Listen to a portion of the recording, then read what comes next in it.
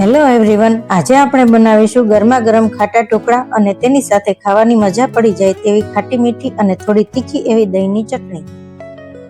સાંજના જમવામાં ગરમા ગરમ ફૂલેલા અને સોફ્ટ એવા ખાટા ઢોકળા મળી જાય તો બીજું કંઈ જ ન જોઈએ. ન દાળ ચોખા પલાળવાની કે ન પીસવાની ઝંઝટ. આથો લાવવા માટેની સરસ ટિપ્સ અને ટ્રિક્સ સાથેની રેસીપીની શરૂઆત કરી દઈએ. 2 મેઝરિંગ કપ લીધા છે, તેમાં 1 કપ અને 1/2 કપના માપ પ્રમાણે આપણે દાળ ચોખા લઈશું.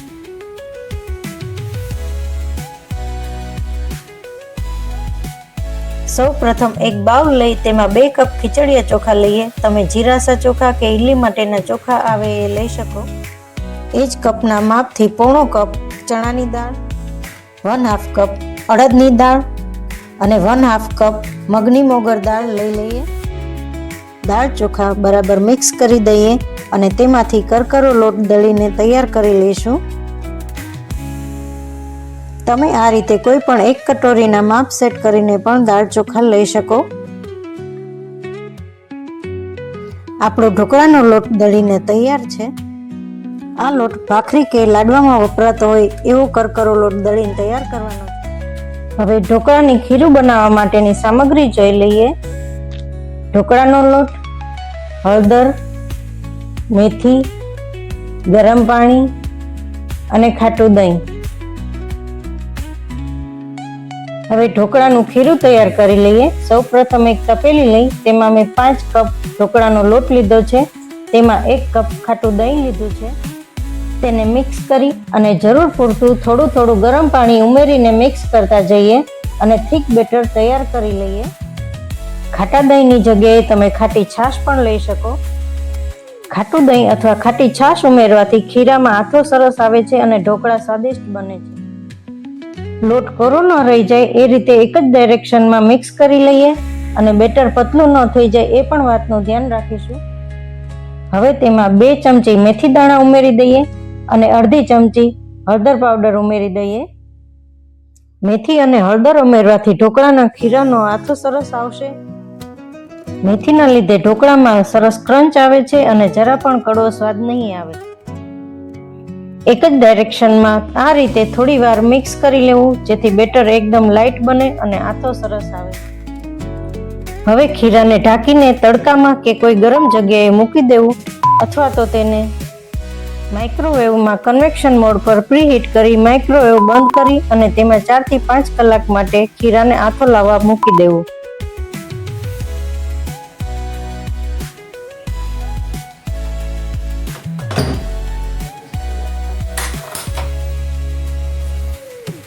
હવે ગેસ ચાલુ કરી અને એક કડાઈમાં પાણી ગરમ મૂકી અને ઢાંકણ બંધ કરી દઈએ.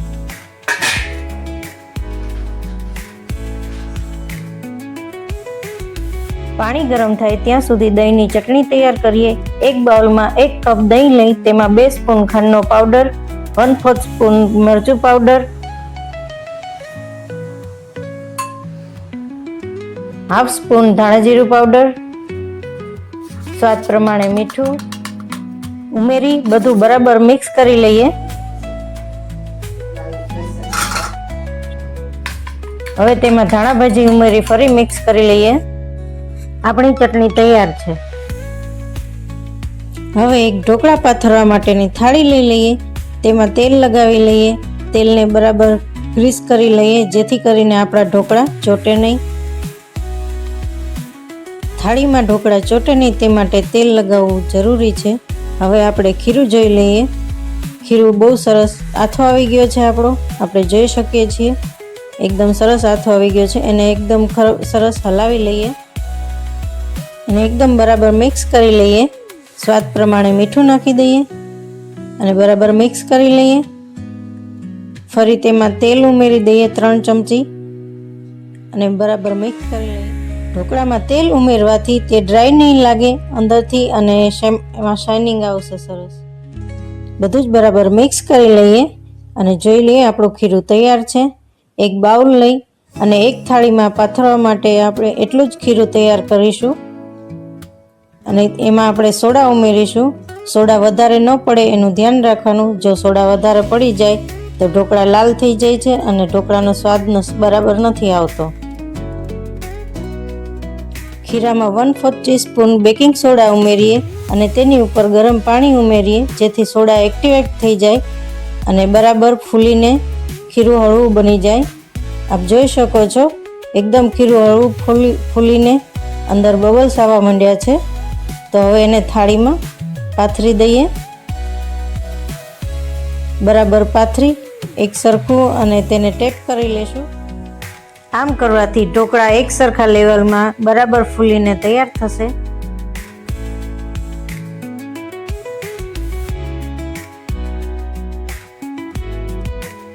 આપણી થાળી હવે ઢોકળાની તૈયાર છે.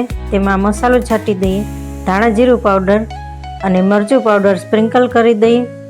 તેના ઉપર ધાણા ભાજી છાંટી દઈએ અને તેને બોઇલ કરેલા પાણીમાં ઉકળવા ઢોકળાને કૂક કરવા મૂકી દઈએ. આપણે આ ઢોકળામાં 3 પ્રકારની દાળ ઉમેરેલી છે. તેનો સ્વાદ સરસ આવે છે અને સાથે તેમાં રહેલ પ્રોટીન પણ મળે છે. ઢોકળાની થાળીને ગરમ પાણીમાં મૂકી અને તેને ઢાંકણું બંધ કરી અને થોડીવાર માટે થવા મૂકી. લગભગ 7 થી 8 મિનિટના સમયમાં આપણો ઢોકળા તૈયાર થઈ જશે. ચેક કરી લઈએ, આપણા ઢોકળા તૈયાર છે.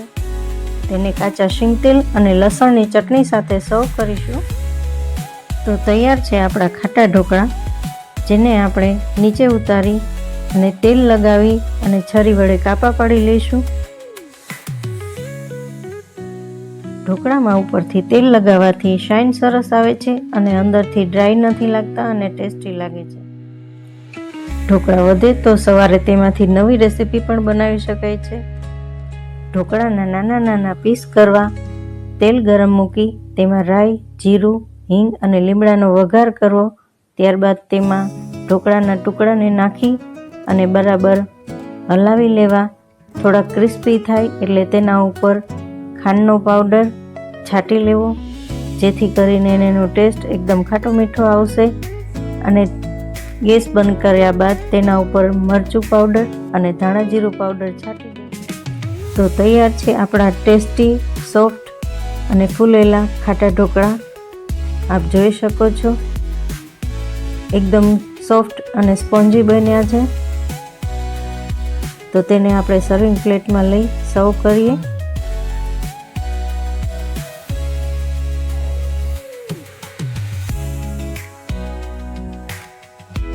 મારી આ રેસીપી પસંદ આવે તો લાઈક, શેર અને સબસ્ક્રાઈબ કરી લેશો.